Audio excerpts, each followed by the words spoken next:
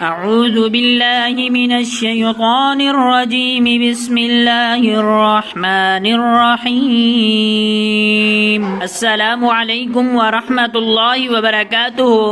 معزز سامعین گرامی، آج ہم اپنے یوٹیوب چینل روحانیات میڈیا پر حاضر ہوئے ہیں۔ اگر آپ ہمارے چینل پر نئے ہیں تو ضرور سبسکرائب کریں تاکہ ہر نئے آنے والی ویڈیو آپ تک بآسانی پہنچ سکے۔ اس ویڈیو کے اندر ہم بہت ہی عمدہ عمل لے کر آئے ہیں بخار کے علاج کے لیے۔ رسول اللہ صلی اللہ علیہ وسلم کا فرمان مبارک ہے، اس عمل کے اندر آپ اس عمل کو کریں، انشاءاللہ بخار کی شدت بہت جلد صحت میں تبدیل ہو جائے گی۔ چلو ویڈیو کو شروع کرتے ہیں۔ بخار کا علاج۔ رسول اللہ صلی اللہ علیہ وسلم نے فرمایا، بخار یا بخار کی شدت جہنم کی بھاپ کا ایک حصہ ہے، اس کو پانی کے ذریعہ ٹھنڈا کرو۔ بخاری و مسلم کی روایت ہے، بخار کے دوران کم از کم 10 گلاس روزانہ پانی پئیں۔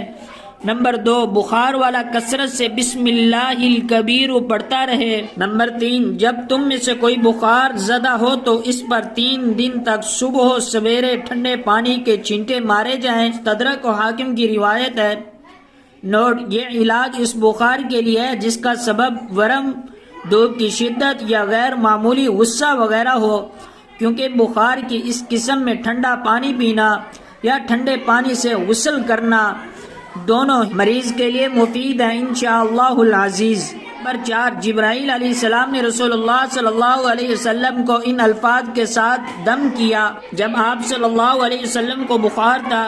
وہ دعا یہ ہے، بسم اللہ ارقیک من کل داء یؤذیک ومن شر کل نفس او عین حاسد، اللہ یشفیک بسم اللہ ارقیک۔